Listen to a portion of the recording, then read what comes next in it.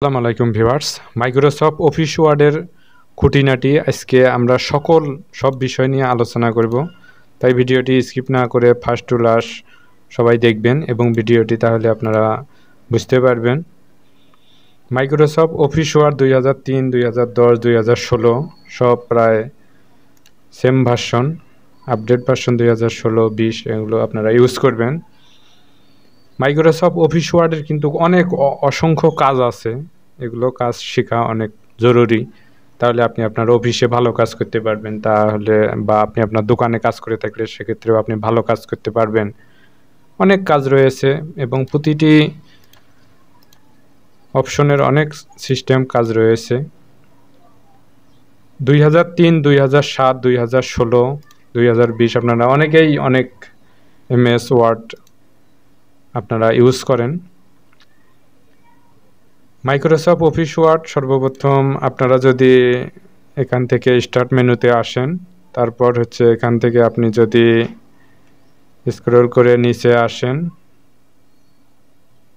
এই যে দেখুন মাইক্রোসফট অফিস, এখান থেকেও আপনি আপনার মাইক্রোসফট অফিস ওপেন করতে পারবেন।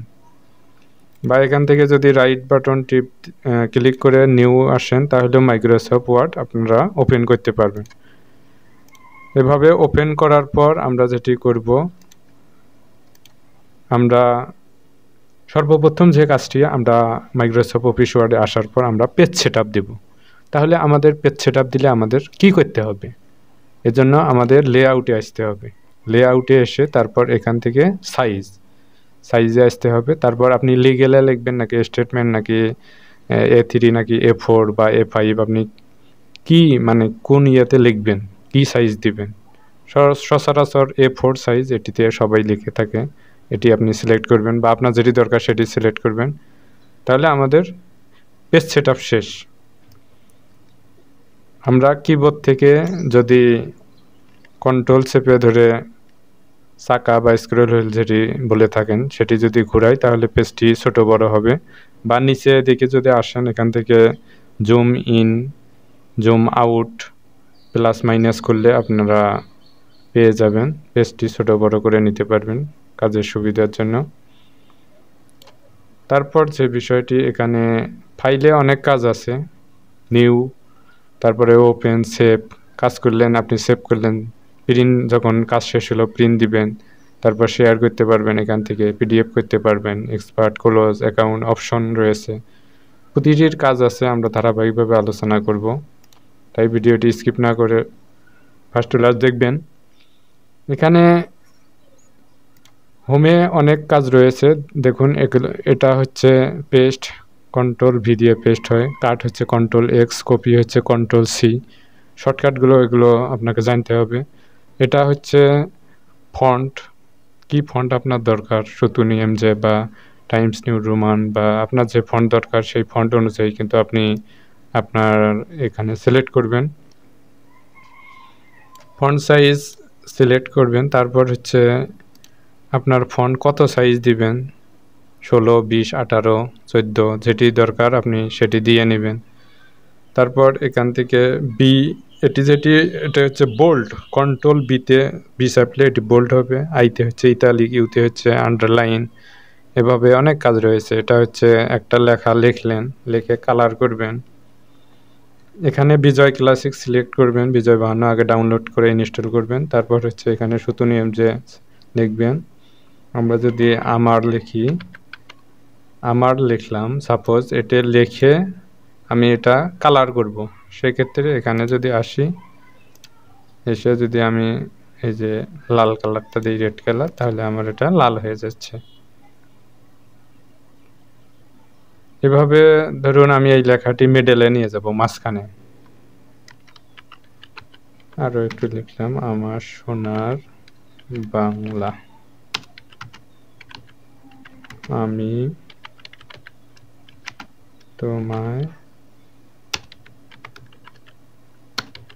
ভালোবাসি, আমার সোনার বাংলা, আমি তোমায় ভালোবাসি। ধরুন এই কথাটি আমরা লিখলাম, লেখার পর দেখুন নিচে কিন্তু একটা দাগ চলে যাচ্ছে। এই দাগগুলো কিভাবে দূর করতে হবে?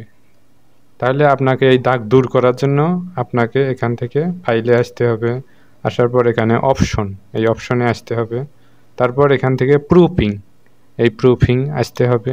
এসে এখানে স্ক্রল ডাউন করে নিচে আসলেই দেখুন hide spelling errors in this documents only, তারপর হচ্ছে hide grammar errors in this document only, এই দুটো টিকমার্ক দিবেন। টিকমার্ক দেওয়া হলো, এখান থেকে ওকে। দেখুন নিচে কিন্তু এই যে দাগ ছিল, এই দাগগুলো কিন্তু নেই। এভাবে কিন্তু সব বিষয়গুলো শিখতে হবে, জানতে হবে, বুঝতে হবে। কাজের শেষ নেই ভাই, এটা অনেক কাজ আছে, অনেক অনেক কাজের, মানে এখানে অনেক কিছু আছে। যাই হোক, আমরা সাপোজ ধরুন এই লেখাটি আমরা মাঝখানে নেব, তাহলে আমাকে এভাবে সিলেক্ট করতে হবে, বা মাউস দিয়ে আমরা যদি সিলেক্ট না করি, কিবোর্ড থেকে কন্ট্রোল এ দেই, তাহলে আমাদের সিলেক্ট হয়ে যাচ্ছে। এবার ধরুন এই লেখাটি আমরা মাঝখানে নেব, মিডল বরাবর বা সেন্টারে, তাহলে আমাকে কন্ট্রোল ই দিতে হবে। দেখুন দেখুন মিডলে এসে গেছে। কন্ট্রোল জেড দিলে পূর্বের অবস্থায় যাবে। বা এখান থেকে আপনি যদি মিডল দিতে পারেন বা সেন্টার, আপনার যেটি দরকার, লেফট সাইড রাইট সাইড যেরকম সেটি দিয়ে নেবেন। এখানে ধরুন এন্টার দিলাম, তারপরে এখানে লিখুন ধরুন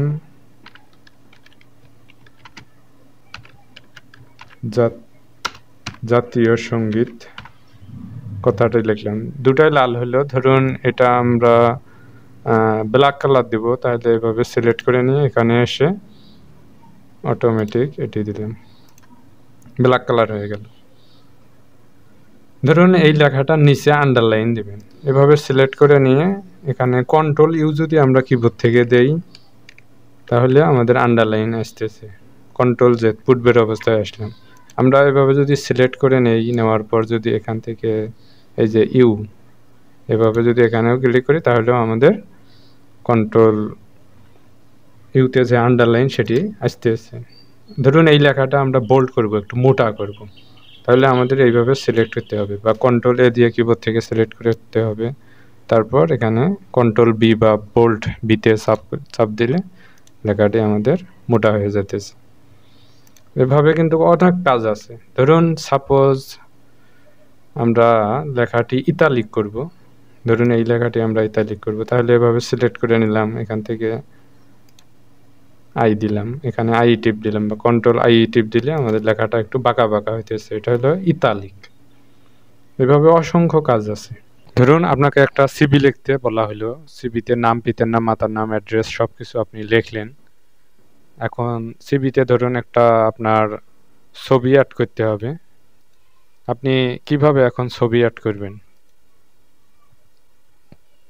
এটা মিনিমাইজ করবেন, ডেস্কটপে বা যে ফাইলে আছে সেখান থেকে ছবিটি এভাবে ড্র্যাগ করে ধরে নিয়ে এসে এভাবে আপনি আপনার জীবন বৃত্তান্ত যেটি লিখছেন সেটিতে ছেড়ে দেবেন।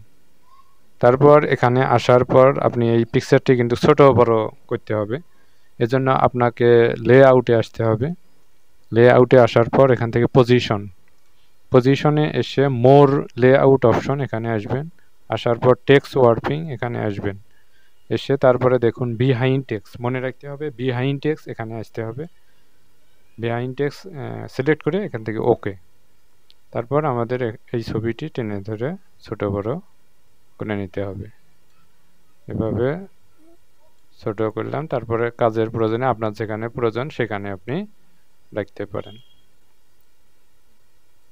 যেভাবে আপনার সুবিধা হবে সেইভাবে আপনি এখানে আর্ট করবেন। এটা বোঝানোর জন্য আপনি অন্য ছবিও আর্ট করতে পারবেন, যে ব্যক্তির নামে ছবি বানাইতেছেন, এভাবে সুন্দরভাবে অ্যাড করবেন।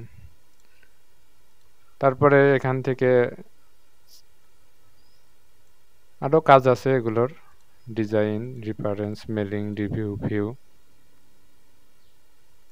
তারপর ধরুন আপনি এই যে এটার কাজ শেষ, এখানে যা যা লেখার সব কিছু এখানে লিখলেন। ধরুন এখানে লিখলেন মোহাম্মদ মাজেদুল ইসলাম,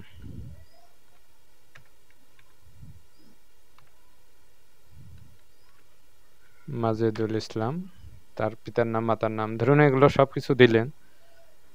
দেওয়ার পর আপনি এটা প্রিন্ট করবেন। তাহলে প্রিন্ট করলে আপনাকে কি করতে হবে, কিবোর্ড থেকে যদি কন্ট্রোল পি প্রেস করা হয় তাহলেও প্রিন্ট হবে, বা এখান থেকে ফাইলে এসে যদি প্রিন্ট অপশনে আসা হয় এখানেও প্রিন্ট আসবে। প্রিন্টে আসার পর যে কাজটি করতে হবে, এখান থেকে আপনারা কয় কপি বের করবেন, এটা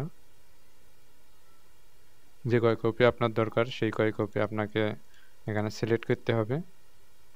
তারপরে এখান থেকে আপনার প্রিন্টারের যে মডেল সেই মডেলটি আপনি সিলেক্ট করে নেবেন। তারপর প্রিন্ট অল পেজ, যে কয়টি পেজ আছে সেই কয়টি প্রিন্ট দিবেন, দুই একটি প্রিন্ট দিবেন, এটি সিলেক্ট করবেন। তারপর A4 এটি সিলেক্ট করবেন। পোর্ট্রেট ওরিয়েন্টেশন, পোর্ট্রেট নাকি ল্যান্ডস্কেপ সেটি সিলেক্ট করবেন। তারপর এখানে প্রিন্ট অপশনে প্রিন্ট দিলে তাহলে এই পেজটি প্রিন্ট হয়ে যাবে। ওইভাবে এই মাইক্রোসফট অফিস ওয়ার্ডের অসংখ্য কাজ আছে, ধারাবাহিকভাবে আমরা পর্যায়ক্রমে ভিডিও আপলোড করব। আপনারা এর জন্য আমাদের চ্যানেলকে সাবস্ক্রাইব করবেন এবং পাশে থাকবেন, তাহলে আপনারা সব কিছু শিখতে পারবেন, জানতে পারবেন এবং বুঝতে পারবেন। সো ভিউয়ার্স, আশা করি ভিডিওটি আপনাদের মাঝে ভালো লেগেছে। ভিডিওটি যদি ভালো লেগে থাকে তাহলে অবশ্যই আমাদের চ্যানেলকে সাবস্ক্রাইব করবেন, পেজকে ফলো করবেন এবং আমাদের পাশেই থাকবেন। থ্যাংক ইউ সো মাচ আপনাদের সকলকে।